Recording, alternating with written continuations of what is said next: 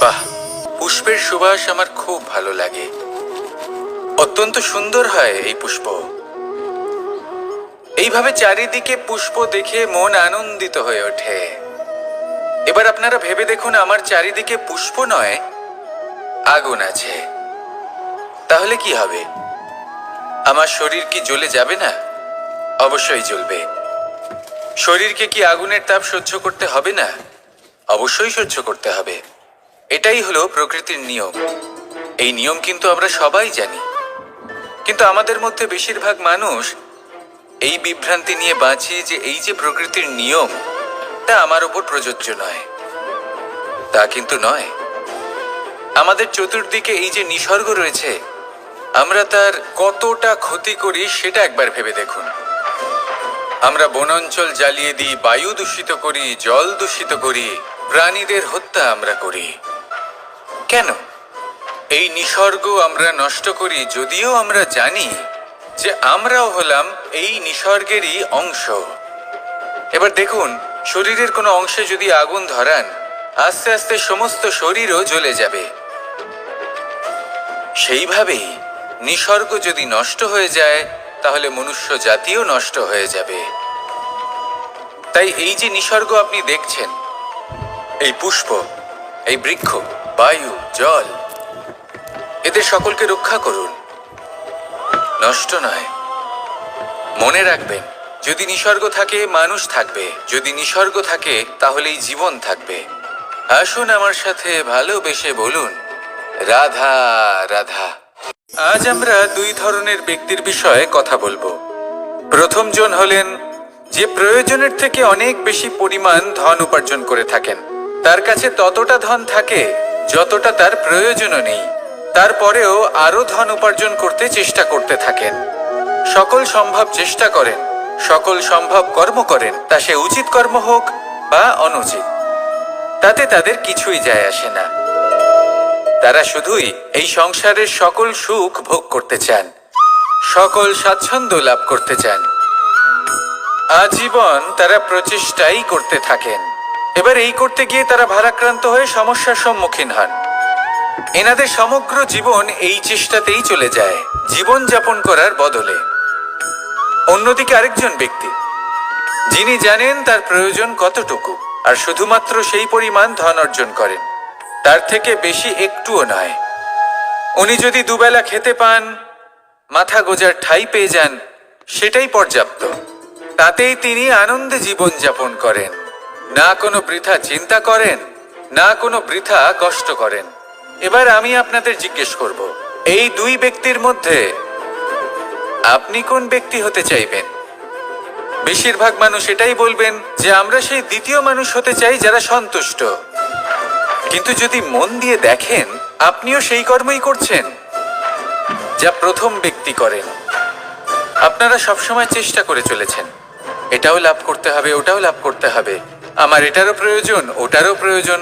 আপনি অনেক কিছু লাভ করেছেন, কিন্তু প্রশ্ন এটাই যে আপনার কি সেই সব কিছুর প্রয়োজন রয়েছে? এর উত্তর আপনার অন্তর্মনে রয়েছে। আপনার মন জানে যে আপনার প্রয়োজন কতটুকু। সেখানে গিয়ে দেখুন। সন্তুষ্টি মানুষকে আনন্দ দেয়। মানুষ যতটা সন্তুষ্ট হবে, ততটাই সে আনন্দ লাভ করবে। এবার আপনাকে এই সিদ্ধান্ত নিতে হবে যে আপনি কখন আর কোথায় সন্তুষ্টি লাভ করবেন, কত কিছু লাভ করার পরে সন্তুষ্ট হবেন। এই উত্তর আপনি মন থেকে পাবেন। এই সমাজের চাহিদায় জড়িয়ে নিজেকে বিভ্রান্ত করবেন না। নিজের অন্তরের এই মিথ্যে অহংবোধকে প্রশ্রয় দিতে গিয়ে যদি আপনি এরকম চাষ করতে থাকেন, তাহলে জীবনযাপন কখন করবেন? থেমে যান, শান্ত হয়ে যান, নিজের অন্তর মনে নিমজ্জিত হয়ে দেখুন যে সন্তুষ্টি কোথায়। এই সন্তুষ্টি লাভ করুন। এই মন প্রসন্ন হয়ে বলবে, রাধা রাধা। যত শক্তিশালী এই মন, তত শক্তিশালী এই শরীরও। এই যে আমাদের শরীর, এটা আসলে কি? এ হলো একটা রথের মতো। আর একটা রথ ততক্ষণ চলতে পারবে না যতক্ষণ না তাকে কোনো সারথি চালাবে। এই মন হলো শরীরের সারথি। এবার ভাবুন, যদি এই সারথি শক্তিহীন হয়, দুর্বল হয়, তাহলে এই রথের কি হবে? এটা উচিত পথে চলতে পারবে না, উচিত গতিতে চলতে পারবে না, মন মতো স্থানে এটা পৌঁছতেও পারবে না। সেই জন্য মনের শক্তি অত্যন্ত প্রয়োজনীয়। এবার মনের শক্তি আমরা কোথা থেকে লাভ করি? দৃঢ়তার শক্তি থেকে। এবার এই শক্তি আমরা কিভাবে বাড়াতে পারি? আমরা প্রতিদিন কিছু নতুন স্থির করি, কিছু ছোট কিছু বড়। আর যেই আমরা নতুন কিছু পূর্ণ করি, আমাদের মনের শক্তি বেড়ে যায়। আর যদি পূর্ণ না করতে পারি, মনের শক্তি কমে যায়। একটা দেওয়ালের মতো ছোট ছোট ছোট ছোট শিলা আমরা একটার পর একটা স্থাপন করে একটা দেওয়াল তৈরি করি। এতগুলো পাথর যখন একত্রিত হয়ে যায়, তখন এমন এক দেওয়াল তৈরি হয় যাকে ভাঙা প্রায় অসম্ভব হয়ে দাঁড়ায়। সেরকমই হয় মন এবং দৃঢ়তা। ছোট ছোট কাজ করে নিজের লক্ষ্য পূর্ণ করুন। এই লক্ষ্য যদি পূর্ণ হয়, তবে মনের শক্তি বাড়বে। কিছুটা এইভাবে যে যত বড়ই বিপদ আসুক না কেন, সেই বিপদ নিজে হার মেনে নেবে, কিন্তু আপনার মন ততটাই শক্তিশালী থাকবে। তাই মনের শক্তি বাড়াতে থাকুন, যাতে আপনি উচিত পথে চলতে পারেন, উচিত গতিতে চলেন আর মনোবাঞ্ছিত স্থানে পৌঁছতে পারেন। তবেই এই মন প্রসন্ন হয়ে বলবে, রাধা রাধা। বৃক্ষকে দেখুন, অত্যন্ত শক্তিশালী বৃক্ষ। এটা সবারই প্রিয়। তা সে ছোট হোক বা বড়, বৃদ্ধ হোক বা জোয়ান, সবাই ভালোবাসে এই বৃক্ষকে। আর সত্যি বলতে এই বৃক্ষ সবাইকে সেবা করে, সবাইকে ফল দান করে, সবাইকে ছায়া প্রদান করে। দূর থেকে দেখে মনে হয় এর কোনো পরিচর্যার প্রয়োজনই নেই, কিন্তু একজন কুশল মালী এইভাবে ভাবেন না। তিনি সময় অন্তরে খুব খুঁটিয়ে এই গাছ নিরীক্ষণ করেন, দেখতে থাকেন। যদি কোনো এমন শাখা থাকে যা রোগগ্রস্ত, তাহলে সেটা কেটে আলাদা করে দেন। যদি এমন কোনো শাখা থাকে যা মৃত, তাহলে সেটা আলাদা করে দেন। আর এইভাবে উপযুক্ত দেখাশোনা করার কারণেই এই বৃক্ষ এইভাবে সুস্থ হয়ে থাকে, সতেজ হয়ে থাকে, সবার সেবা করতে থাকে। আপনাকেও নিজের সাথে সেটাই করতে হবে। নিজের জন্য আপনাকে একজন কুশল মালী হয়ে উঠতে হবে। রক্ষা করতে হবে নিজের শরীরের, নিজের মনের। আপনার শরীর যদি রোগগ্রস্ত হয়ে পড়ে, তাহলে ওষুধ গ্রহণ করতে হবে। যদি এই মন কোনো এক কারণে বিচলিত হয়ে পড়ে, তাহলে তার থেকে নিজেকে মুক্ত করতে হবে। আপনি যদি নিজের যত্ন নেন, তবেই এই বৃক্ষের মতো হতে পারবেন। সেই বৃক্ষ যে সবারই প্রিয়, সবাইকেই সেবা করে। আসুন আমার সাথে ভালোবেসে বলুন, রাধা রাধা। ভোজনের দ্বারাই শরীর পুষ্টি লাভ করে। ছোটবেলা থেকে আজ পর্যন্ত যাই আপনার ভোজন হয়ে থাকুক, যাই আপনার আহার হয়ে থাকুক, সেই অনুসারেই আপনার শরীর গঠিত হয়েছে। এই ভোজন অত্যন্ত গুরুত্বপূর্ণ। সেই জন্য এর প্রত্যেক অংশকে বোঝা খুব আবশ্যক। প্রথম অংশ, যে আমরা কি গ্রহণ করছি, এই ভোজন কোন স্থান থেকে আসছে, সেটা বুঝুন। দ্বিতীয় অংশ, ভোজন কে বানাচ্ছেন। এই ভোজন সর্বশ্রেষ্ঠ তখনই হয় যখন মাতার হাতে তৈরি করা ভোজন হয়। কিন্তু যদি মাতার তৈরি করা ভোজন আপনি প্রাপ্ত নাও করতে পারেন, তাহলে সেই ব্যক্তির ভোজন তৈরি করা উচিত যিনি সাত্ত্বিক। তৃতীয় অংশ, কোন স্থানে আপনি ভোজন গ্রহণ করছেন। যে স্থানে আপনি ভোজন গ্রহণ করছেন তা সাত্ত্বিক হওয়া উচিত। তাহলে অত্যন্ত গুরুত্বপূর্ণ। এবং চতুর্থ সবথেকে গুরুত্বপূর্ণ অংশ, তা হলো এই ভোজন আপনি যার দ্বারা প্রাপ্ত করেছেন, যেখান থেকে প্রাপ্ত করেছেন, যে স্থানে বসে আপনি ভোজন গ্রহণ করছেন, তার প্রতি কৃতজ্ঞতা প্রকাশ করুন এবং ভোজন পূর্ণরূপে সমাপ্ত করুন। তবেই এই ভোজন আপনাকে সুখী জীবন দান করবে, সুস্থ শরীর দেবে, আর এই মন তা সুপ্রসন্ন হয়ে বলবে, রাধা রাধা। এই হলো বট গাছের একটা বীজ।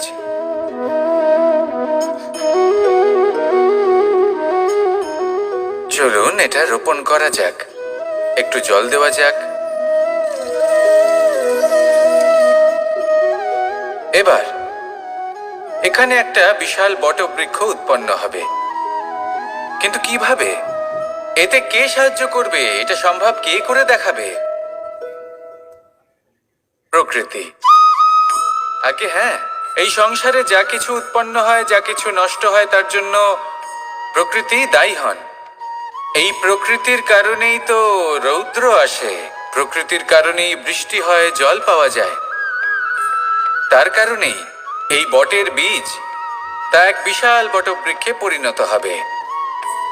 কিন্তু একজন মানুষকে দেখুন, মানুষ বলবে এই বৃক্ষে আমার অধিকার রয়েছে। কেন? কারণ আমি এই বীজ বপন করেছি। এবার সমস্ত কাজ প্রকৃতি করবে আর সমস্ত শ্রেয় মানুষ নিয়ে যাবে। এটা কি উচিত? কখনোই নয়। এবারের উত্তর প্রকৃতিতেই লুকোনো আছে। কখনো কোনো পাখিও এই বীজ রোপণ করে, সেখানে বৃক্ষ উৎপন্ন হয়, তাতে ফল আসে, সেই পাখি সেই ফল খায়, কিন্তু সেখানকার বাকি পাখি এবং প্রাণীদের সেই ফল খেতে বারণ করে না। সেই বৃক্ষের উপর নিজের অধিকার প্রমাণ করতে চেষ্টা করে না, সবার মধ্যে ভাগ করে দেয়। আর এটাই আমাদেরও করা উচিত। যা প্রকৃতি থেকে আসছে তা আবার প্রকৃতিতেই ফিরে যেতে দিন। এটা অত্যন্ত প্রয়োজনীয়। পাখিদের মতো হতে চেষ্টা করুন, তবেই আপনার এই মন আকাশে উড়তে থাকবে আর সুপ্রসন্ন হয়ে বলবে, রাধা রাধা। কোকিলের ডাক শুনে আমার মন প্রফুল্ল হয়ে ওঠে। কোকিল হলো আমার অত্যন্ত প্রিয়। এরকমই আরো একটা পাখি আছে, কাক। একদিকে কাক, অন্যদিকে কোকিল। এদের মধ্যে বেশি পার্থক্য নেই, কিন্তু কোকিলের কণ্ঠ শুনে সবার মন প্রফুল্ল হয়ে ওঠে। কোকিল যখন সামনে আসে তখন মন শান্ত হয়ে যায়, যখন কাক সামনে আসে তখন মানুষ দূরে পালিয়ে যায়। এমন কেন হয়? কারণ হলো বাণী। কোকিলের বাণী অত্যন্ত মিষ্টি, অত্যন্ত মধুর। সেখানেই কাকের বাণী অত্যন্ত কর্কশ শোনায়, আর কর্কশ বাণী শোনা কেউ পছন্দ করেন না। আপনি নিজেকে জিজ্ঞেস করুন, কোনো ব্যক্তি আপনার সাথে কথা বললে তার বাণী মধুর হলে আপনার ভালো লাগে, আর যদি কর্কশ হয় তার থেকে দূরে চলে যেতে ইচ্ছে করে। তাই নিজের বাণীও এইভাবেই মধুর রাখুন, মিষ্টি রাখুন। এ আমারও খুব প্রিয়। আর এটা তখন হয় যখন মনে প্রেম থাকে। মনের মধ্যে প্রেম জাগ্রত করুন, বাণী নিজে থেকেই মধুর হয়ে যাবে। আর কৃষ্ণ নিজে থেকে আপনার কাছে আসবে আর আপনার সাথে বলবে, কি রাধা রাধা। এটা হলো ধান গাছ। এর থেকে যে চাল উৎপন্ন হয় তা মানুষ গ্রহণ করেন। আর এটা কি? এ হলো জংলি ঘাস। একবার ভেবে দেখুন, যদি এই জংলি ঘাস ধান গাছের আশেপাশে থাকে তাহলে কি হবে? ধান উৎপন্ন হতে পারবে? তা উৎকৃষ্ট হতে পারবে? আমরা কি তা গ্রহণ করতে পারবো? কখনোই নয়। এই জংলি ঘাস ধানকে নষ্ট করে দেবে, কিন্তু নিজে জীবিত থাকবে। এটাই হলো আজকের শিক্ষা। এই সংসারে যদি আপনি নীতির পথে চলতে চান, উচিত কর্ম করতে চান, সংসারকে সেবা করতে চান, তাহলে জংলি ঘাসের মতো ব্যক্তিদের থেকে সবসময় দূরে থাকতে হবে। সেই ব্যক্তি যারা দুর্নীতি এবং মিথ্যা দ্বারা পরিপূর্ণ, যাদের ব্যবহার অশুভ, যাদের অনেক অশুভ গুণ রয়েছে, তারা সঠিক নয়। সেই সকল ব্যক্তি যাদের চরিত্র অত্যন্ত দুষ্ট হয়, তারা হয় শুভ চরিত্রের ব্যক্তিকে একদম নষ্ট করে দেয়, নয় নিজের মতো বানিয়ে তোলে। তাই যদি আপনি নীতির পথে চলতে চান, এই সংসারের জন্য শুভ কর্ম করতে চান, তাহলে সেই সঙ্গ লাভ করুন যে সঙ্গ জ্ঞানে পরিপূর্ণ, যাদের মধ্যে অনেক গুণ আছে, যাদের থেকে প্রতিদিন কিছু শিখতে পারবেন। এমন ব্যক্তির সাথে জীবন অতিবাহিত করুন। দুরাচারীদের থেকে দূরে থাকুন। তবেই এই মন প্রসন্ন হয়ে বলবে, রাধা রাধা। আমাদের গৃহে অনেক কক্ষ রয়েছে, কিন্তু এমন কি আছে যে একটাই থাকে? আমাদের গৃহের দ্বার। এমন কেন হয়? অনেক দ্বার তো থাকতেই পারে। ভেবে দেখুন, একটা বিশাল ভবন রয়েছে, তার চতুর্দিকে অনেক দ্বার আছে। ভালোই হবে, যাতায়াত করতে সুবিধা হবে, কিন্তু এমন আমরা কেন করি না?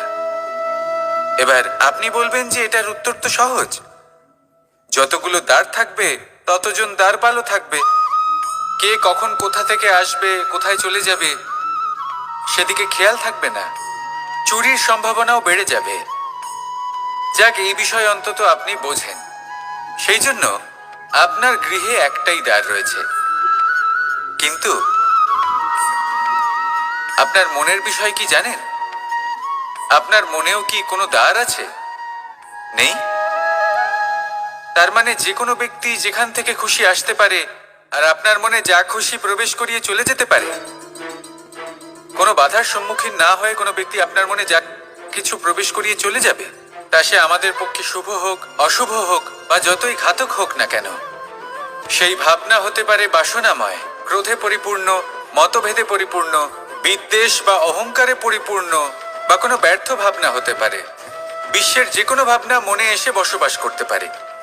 এবার মনে যা ভাবনা থাকবে, মন সেটাই অনুভব করবে। নেতিবাচক ভাবনা যদি মনে ঘর করে, মন সুখ অনুভব কি করে করবে?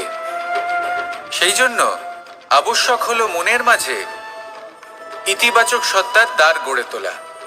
অর্থাৎ কোনো ভাবনা যদি আসে এবং ইতিবাচক হয়, তাহলে তাকে মনে প্রবেশ করতে দিন। যদি তা আপনাকে আর্থিক, সামাজিক, পারিবারিক, আধ্যাত্মিক লাভ দেয়, তাহলে তাকে প্রবেশ করতে দিন। যদি না দেয়, যদি তা নেতিবাচক ভাবনা হয়, তাকে দ্বার থেকেই আবার ফিরিয়ে দিন। যত শুভ চিন্তায় থাকবে এই মন, ততই শুভ হবে আপনার জীবন। আর এই মন সুপ্রসন্ন হয়ে বলবে, রাধা রাধা। বাহ, পুষ্পের সুবাস আমার খুব ভালো লাগে, অত্যন্ত সুন্দর হয় এই পুষ্প। এইভাবে চারিদিকে পুষ্প দেখে মন আনন্দিত হয়ে ওঠে। এবার আপনারা ভেবে দেখুন, আমার চারিদিকে পুষ্প নয়, আগুন আছে। তাহলে কি হবে? আমার শরীর কি জ্বলে যাবে না? অবশ্যই জ্বলবে। শরীরকে কি আগুনের তাপ সহ্য করতে হবে না? অবশ্যই সহ্য করতে হবে। এটাই হলো প্রকৃতির নিয়ম। এই নিয়ম কিন্তু আমরা সবাই জানি, কিন্তু আমাদের মধ্যে বেশিরভাগ মানুষ এই বিভ্রান্তি নিয়ে বাঁচি যে এই যে প্রকৃতির নিয়ম, তা আমার উপর প্রযোজ্য নয়। তা কিন্তু নয়। আমাদের চতুর্দিকে এই যে নিসর্গ রয়েছে, আমরা তার কতটা ক্ষতি করি সেটা একবার ভেবে দেখুন। আমরা বনাঞ্চল জ্বালিয়ে দিই, বায়ু দূষিত করি, জল দূষিত করি, প্রাণীদের হত্যা আমরা করি। কেন? এই নিসর্গ আমরা নষ্ট করি, যদিও আমরা জানি যে আমরাও হলাম এই নিসর্গেরই অংশ। এবার দেখুন, শরীরের কোনো অংশে যদি আগুন ধরান, আস্তে আস্তে সমস্ত শরীরও জ্বলে যাবে। সেইভাবেই নিসর্গ যদি নষ্ট হয়ে যায়, তাহলে মনুষ্য জাতিও নষ্ট হয়ে যাবে। তাই এই যে নিসর্গ আপনি দেখছেন, এই পুষ্প, এই বৃক্ষ, বায়ু, জল, এদের সকলকে রক্ষা করুন, নষ্ট নয়। মনে রাখবেন, যদি নিসর্গ থাকে মানুষ থাকবে, যদি নিসর্গ থাকে তাহলেই জীবন থাকবে।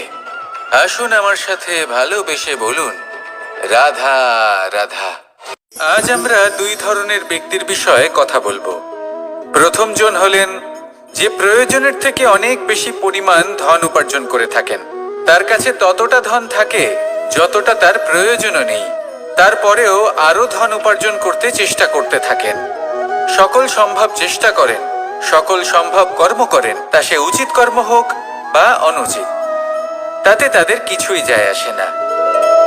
তারা শুধুই এই সংসারের সকল সুখ ভোগ করতে চান, সকল স্বাচ্ছন্দ্য লাভ করতে চান। আজীবন তারা প্রচেষ্টাই করতে থাকেন। এবার এই করতে গিয়ে তারা ভারাক্রান্ত হয়ে সমস্যার সম্মুখীন হন। এনাদের সমগ্র জীবন এই চেষ্টাতেই চলে যায়, জীবন যাপন করার বদলে।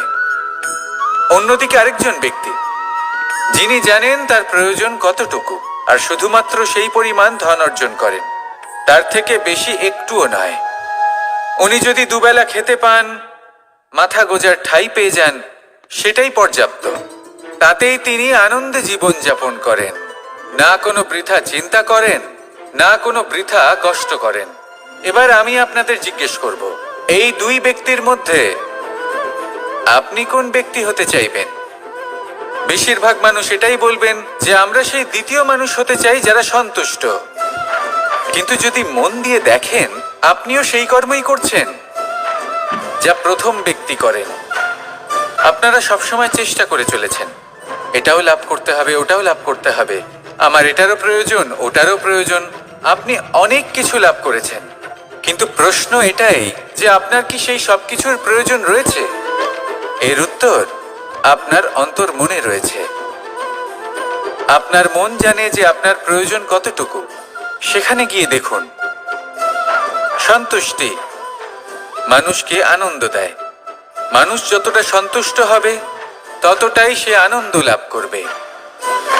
এবার আপনাকে এই সিদ্ধান্ত নিতে হবে যে আপনি কখন আর কোথায় সন্তুষ্টি লাভ করবেন, কত কিছু লাভ করার পরে সন্তুষ্ট হবেন। এই উত্তর আপনি মন থেকে পাবেন। এই সমাজের চাহিদায় জড়িয়ে নিজেকে বিভ্রান্ত করবেন না।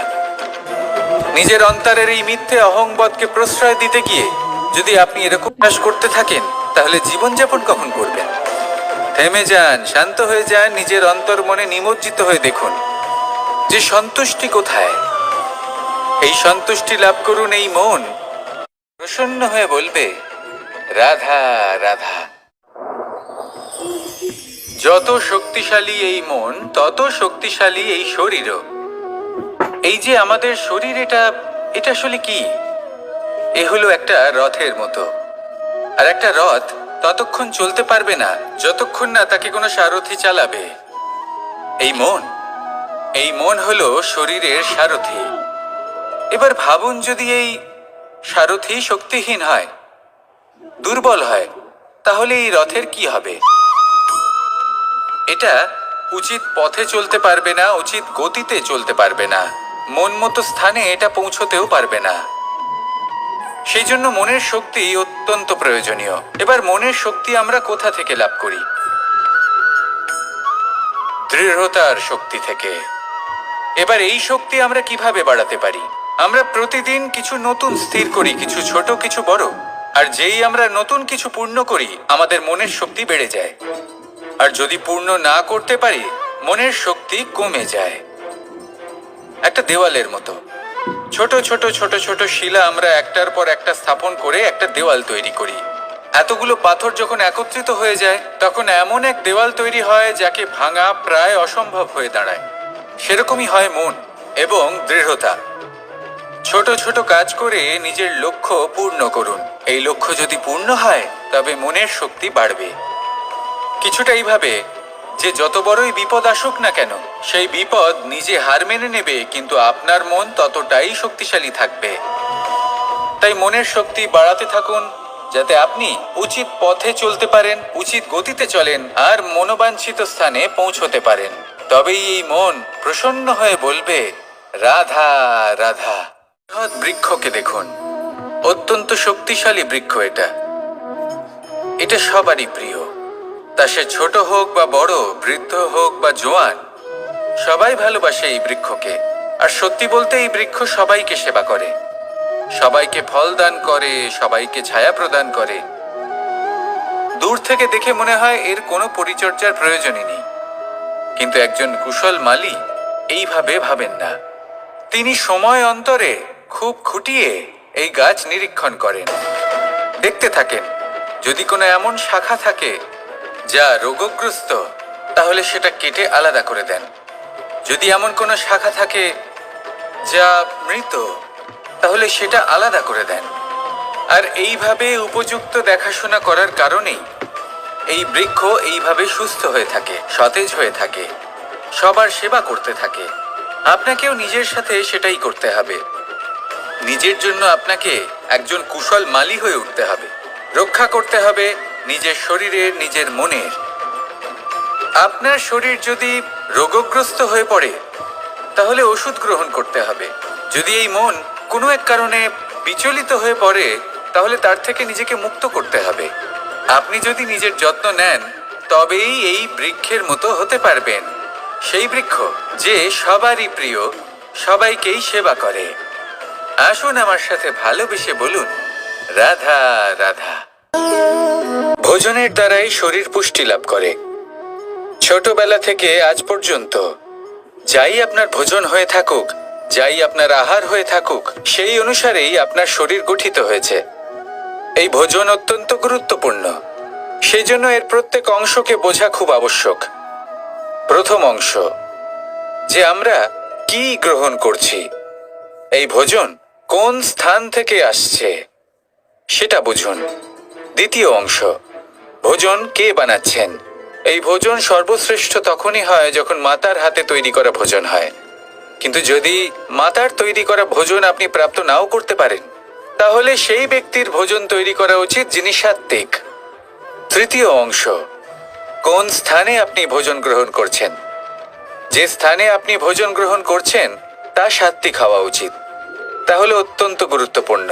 এবং চতুর্থ সবথেকে গুরুত্বপূর্ণ অংশ, তা হলো এই ভোজন আপনি যার দ্বারা প্রাপ্ত করেছেন, যেখান থেকে প্রাপ্ত করেছেন, যে স্থানে বসে আপনি ভোজন গ্রহণ করছেন তার প্রতি কৃতজ্ঞতা প্রকাশ করুন এবং ভোজন পূর্ণরূপে সমাপ্ত করুন। তবেই এই ভোজন আপনাকে সুখী জীবন দান করবে, সুস্থ শরীর দেবে, আর এই মন তা সুপ্রসন্ন হয়ে বলবে রাধা রাধা। এই হলো বট গাছের একটা বীজ।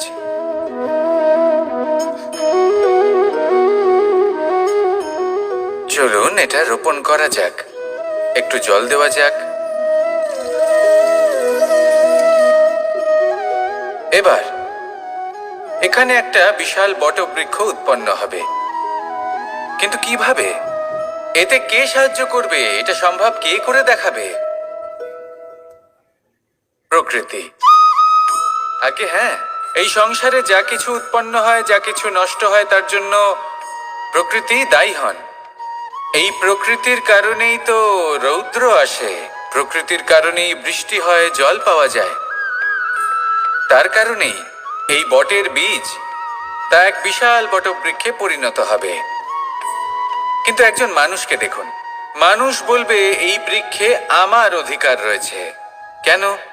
কারণ আমি এই বীজ বপন করেছি। এবার সমস্ত কাজ প্রকৃতি করবে আর সমস্ত শ্রেয় মানুষ নিয়ে যাবে। এটা কি উচিত? কখনোই নয়। এবার এর উত্তর প্রকৃতিতেই লুকোনো আছে। কখনো কোনো পাখিও এই বীজ রোপণ করে, সেখানে বৃক্ষ উৎপন্ন হয়, তাতে ফল আসে, সেই পাখি সেই ফল খায়, কিন্তু সেখানকার বাকি পাখি এবং প্রাণীদের সেই ফল খেতে বারণ করে না। সেই বৃক্ষের ওপর নিজের অধিকার প্রমাণ করতে চেষ্টা করে না, সবার মধ্যে ভাগ করে দেয়। আর এটাই আমাদেরও করা উচিত। যা প্রকৃতি থেকে আসছে তা আবার প্রকৃতিতেই ফিরে যেতে দিন। এটা অত্যন্ত প্রয়োজনীয়। পাখিদের মতো হতে চেষ্টা করুন, তবেই আপনার এই মন আকাশে উড়তে থাকবে আর সুপ্রসন্ন হয়ে বলবে রাধা রাধা। কোকিলের ডাক শুনে আমার মন প্রফুল্ল হয়ে ওঠে। কোকিল হলো আমার অত্যন্ত প্রিয়। এরকমই আরো একটা পাখি আছে, কাক। একদিকে কাক, অন্যদিকে কোকিল। এদের মধ্যে বেশি পার্থক্য নেই, কিন্তু কোকিলের কণ্ঠ শুনে সবার মন প্রফুল্ল হয়ে ওঠে। কোকিল যখন সামনে আসে তখন মন শান্ত হয়ে যায়। যখন কাক সামনে আসে তখন মানুষ দূরে পালিয়ে যায়। এমন কেন হয়? কারণ হলো বাণী। কোকিলের বাণী অত্যন্ত মিষ্টি, অত্যন্ত মধুর। সেখানেই কাকের বাণী অত্যন্ত কর্কশ শোনায়, আর কর্কশ বাণী শোনা কেউ পছন্দ করেন না। আপনি নিজেকে জিজ্ঞেস করুন, কোনো ব্যক্তি আপনার সাথে কথা বললে তার বাণী মধুর হলে আপনার ভালো লাগে, আর যদি কর্কশ হয় তার থেকে দূরে চলে যেতে ইচ্ছে করে। তাই নিজের বাণীও এইভাবেই মধুর রাখুন, মিষ্টি রাখুন। এ আমারও খুব প্রিয়। আর এটা তখন হয় যখন মনে প্রেম থাকে। মনের মধ্যে প্রেম জাগ্রত করুন, বাণী নিজে থেকেই মধুর হয়ে যাবে। আর কৃষ্ণ নিজে থেকে আপনার কাছে আসবে আর আপনার সাথে বলবে কি রাধা রাধা। এটা হলো ধান গাছ। এর থেকে যে চাল উৎপন্ন হয় তা মানুষ গ্রহণ করেন। আর এটা কি? এ হলো জংলি ঘাস। একবার ভেবে দেখুন, যদি এই জংলি ঘাস ধান গাছের আশেপাশে থাকে তাহলে কি হবে? ধান উৎপন্ন হতে পারবে? তা উৎকৃষ্ট হতে পারবে? আমরা কি তা গ্রহণ করতে পারবো? কখনোই নয়। এই জংলি ঘাস ধানকে নষ্ট করে দেবে, কিন্তু নিজে জীবিত থাকবে। এটাই হলো আজকের শিক্ষা। এই সংসারে যদি আপনি নীতির পথে চলতে চান, উচিত কর্ম করতে চান, সংসারকে সেবা করতে চান, তাহলে জংলি ঘাসের মতো ব্যক্তিদের থেকে সবসময় দূরে থাকতে হবে। সেই ব্যক্তি যারা দুর্নীতি এবং মিথ্যা দ্বারা পরিপূর্ণ, যাদের ব্যবহার অশুভ, যাদের অনেক অশুভ গুণ রয়েছে, তারা সঠিক নয়। সেই সকল ব্যক্তি যাদের চরিত্র অত্যন্ত দুষ্ট হয়, তারা হয় শুভ চরিত্রের ব্যক্তিকে একদম নষ্ট করে দেয়, নয় নিজের মতো বানিয়ে তোলে। তাই যদি আপনি নীতির পথে চলতে চান, এই সংসারের জন্য শুভ কর্ম করতে চান, তাহলে সেই সঙ্গ লাভ করুন যে সঙ্গ জ্ঞানে পরিপূর্ণ, যাদের মধ্যে অনেক গুণ আছে, যাদের থেকে প্রতিদিন কিছু শিখতে পারবেন। এমন ব্যক্তির সাথে জীবন অতিবাহিত করুন। দুরাচারীদের থেকে দূরে থাকুন। তবেই এই মন প্রসন্ন হয়ে বলবে, রাধা রাধা। আমাদের গৃহে অনেক কক্ষ রয়েছে, কিন্তু এমন কি আছে যে একটাই থাকে? আমাদের গৃহের দ্বার। এমন কেন হয়? অনেক দ্বার তো থাকতেই পারে। ভেবে দেখুন, একটা বিশাল ভবন রয়েছে, তার চতুর্দিকে অনেক দ্বার আছে। ভালোই হবে, যাতায়াত করতে সুবিধা হবে, কিন্তু এমন আমরা কেন করি না? এবার আপনি বলবেন যে এটার উত্তর তো সহজ। যতগুলো দ্বার থাকবে ততজন দ্বারপালও থাকবে। কে কখন কোথা থেকে আসবে, কোথায় চলে যাবে, সেদিকে খেয়াল থাকবে না। চুরির সম্ভাবনাও বেড়ে যাবে। যাক, এই বিষয় অন্তত আপনি বোঝেন। সেই জন্য আপনার গৃহে একটাই দ্বার রয়েছে। কিন্তু আপনার মনের বিষয় কি জানেন? আপনার মনেও কি কোনো দ্বার আছে? নেই? তার মানে যে কোনো ব্যক্তি যেখান থেকে খুশি আসতে পারে, আর আপনার মনে যা খুশি প্রবেশ করিয়ে চলে যেতে পারে। কোনো বাধার সম্মুখীন না হয়ে কোনো ব্যক্তি আপনার মনে যা কিছু প্রবেশ করিয়ে চলে যাবে, তা সে আমাদের পক্ষে শুভ হোক, অশুভ হোক, বা যতই ঘাতক হোক না কেন। সেই ভাবনা হতে পারে বাসনাময়, ক্রোধে পরিপূর্ণ, মতভেদে পরিপূর্ণ, বিদ্বেষ বা অহংকারে পরিপূর্ণ, বা কোনো ব্যর্থ ভাবনা হতে পারে। বিশ্বের যে কোনো ভাবনা মনে এসে বসবাস করতে পারে। এবার মনে যা ভাবনা থাকবে, মন সেটাই অনুভব করবে। নেতিবাচক ভাবনা যদি মনে ঘর করে, মন সুখ অনুভব কি করে করবে? সেই জন্য আবশ্যক হলো মনের মাঝে ইতিবাচক সত্তার দ্বার গড়ে তোলা। অর্থাৎ কোনো ভাবনা যদি আসে এবং ইতিবাচক হয়, তাহলে তাকে মনে প্রবেশ করতে দিন। যদি তা আপনাকে আর্থিক, সামাজিক, পারিবারিক, আধ্যাত্মিক লাভ দেয়, তাহলে তাকে প্রবেশ করতে দিন। যদি না দেয়, যদি তা নেতিবাচক ভাবনা হয়, তাকে দ্বার থেকেই আবার ফিরিয়ে দিন। যত শুভ চিন্তায় থাকবে এই মন, ততই শুভ হবে আপনার জীবন। আর এই মন সুপ্রসন্ন হয়ে বলবে, রাধা রাধা। বাহ, পুষ্পের সুবাস আমার খুব ভালো লাগে। অত্যন্ত সুন্দর হয় এই পুষ্প। এইভাবে চারিদিকে পুষ্প দেখে মন আনন্দিত হয়ে ওঠে। এবার আপনারা ভেবে দেখুন, আমার চারিদিকে পুষ্প নয়, আগুন আছে। তাহলে কি হবে? আমার শরীর কি জ্বলে যাবে না? অবশ্যই জ্বলবে। শরীরকে কি আগুনের তাপ সহ্য করতে হবে না? অবশ্যই সহ্য করতে হবে। এটাই হলো প্রকৃতির নিয়ম। এই নিয়ম কিন্তু আমরা সবাই জানি, কিন্তু আমাদের মধ্যে বেশিরভাগ মানুষ এই বিভ্রান্তি নিয়ে বাঁচি যে এই যে প্রকৃতির নিয়ম, তা আমার উপর প্রযোজ্য নয়। তা কিন্তু নয়। আমাদের চতুর্দিকে এই যে নিসর্গ রয়েছে, আমরা তার কতটা ক্ষতি করি সেটা একবার ভেবে দেখুন। আমরা বনাঞ্চল জ্বালিয়ে দিই, বায়ু দূষিত করি, জল দূষিত করি, প্রাণীদের হত্যা আমরা করি। কেন? এই নিসর্গ আমরা নষ্ট করি, যদিও আমরা জানি যে আমরাও হলাম এই নিসর্গেরই অংশ। এবার দেখুন, শরীরের কোনো অংশে যদি আগুন ধরান, আস্তে আস্তে সমস্ত শরীরও জ্বলে যাবে। সেইভাবেই নিসর্গ যদি নষ্ট হয়ে যায় তাহলে মনুষ্য জাতিও নষ্ট হয়ে যাবে। তাই এই যে নিসর্গ আপনি দেখছেন, এই পুষ্প, এই বৃক্ষ, বায়ু, জল, এদের সকলকে রক্ষা করুন, নষ্ট নয়। মনে রাখবেন, যদি নিসর্গ থাকে মানুষ থাকবে, যদি নিসর্গ থাকে তাহলেই জীবন থাকবে। আসুন আমার সাথে ভালোবেসে বলুন, রাধা রাধা। আজ আমরা দুই ধরনের ব্যক্তির বিষয়ে কথা বলবো। প্রথমজন হলেন যে প্রয়োজনের থেকে অনেক বেশি পরিমাণ ধন উপার্জন করে থাকেন। তার কাছে ততটা ধন থাকে যতটা তার প্রয়োজনও নেই, তারপরেও আরো ধন উপার্জন করতে চেষ্টা করতে থাকেন। সকল সম্ভব চেষ্টা করেন, সকল সম্ভব কর্ম করেন, তা সে উচিত কর্ম হোক বা অনুচিত, তাতে তাদের কিছুই যায় আসে না। তারা শুধুই এই সংসারের সকল সুখ ভোগ করতে চান, সকল স্বাচ্ছন্দ্য লাভ করতে চান। আজীবন তারা প্রচেষ্টাই করতে থাকেন। এবার এই করতে গিয়ে তারা ভারাক্রান্ত হয়ে সমস্যার সম্মুখীন হন। এনাদের সমগ্র জীবন এই চেষ্টাতেই চলে যায়, জীবন যাপন করার বদলে। অন্যদিকে আরেকজন ব্যক্তি, যিনি জানেন তার প্রয়োজন কতটুকু আর শুধুমাত্র সেই পরিমাণ ধন অর্জন করেন, তার থেকে বেশি একটুও নয়। উনি যদি দুবেলা খেতে পান, মাথা গোজার ঠাঁই পেয়ে যান, সেটাই পর্যাপ্ত। তাতেই তিনি আনন্দে জীবন যাপন করেন, না কোনো বৃথা চিন্তা করেন, না কোনো বৃথা কষ্ট করেন। এবার আমি আপনাদের জিজ্ঞেস করব, এই দুই ব্যক্তির মধ্যে আপনি কোন ব্যক্তি হতে চাইবেন? বেশিরভাগ মানুষ এটাই বলবেন যে আমরা সেই দ্বিতীয় মানুষ হতে চাই যারা সন্তুষ্ট। কিন্তু যদি মন দিয়ে দেখেন, আপনিও সেই কর্মই করছেন যা প্রথম ব্যক্তি করেন।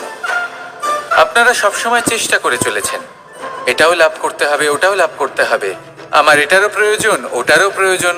আপনি অনেক কিছু লাভ করেছেন, কিন্তু প্রশ্ন এটাই যে আপনার কি সেই সবকিছুর প্রয়োজন রয়েছে? এর উত্তর আপনার অন্তর্মনে রয়েছে। আপনার মন জানে যে আপনার প্রয়োজন কতটুকু। সেখানে গিয়ে দেখুন। সন্তুষ্টি মানুষকে আনন্দ দেয়। মানুষ যতটা সন্তুষ্ট হবে ততটাই সে আনন্দ লাভ করবে। এবার আপনাকে এই সিদ্ধান্ত নিতে হবে যে আপনি কখন আর কোথায় সন্তুষ্টি লাভ করবেন, কত কিছু লাভ করার পরে সন্তুষ্ট হবেন। এই উত্তর আপনি মন থেকে পাবেন। এই সমাজের চাহিদায় জড়িয়ে নিজেকে বিভ্রান্ত করবেন না। নিজের অন্তরের এই মিথ্যে অহংবোধকে প্রশ্রয় দিতে গিয়ে যদি আপনি এরকম চাষ করতে থাকেন, তাহলে জীবনযাপন কখন করবেন? থেমে যান, শান্ত হয়ে যান, নিজের অন্তর মনে নিমজ্জিত হয়ে দেখুন যে সন্তুষ্টি কোথায়। এই সন্তুষ্টি লাভ করুন। এই মন প্রসন্ন হয়ে বলবে, রাধা রাধা। যত শক্তিশালী এই মন, তত শক্তিশালী এই শরীরও।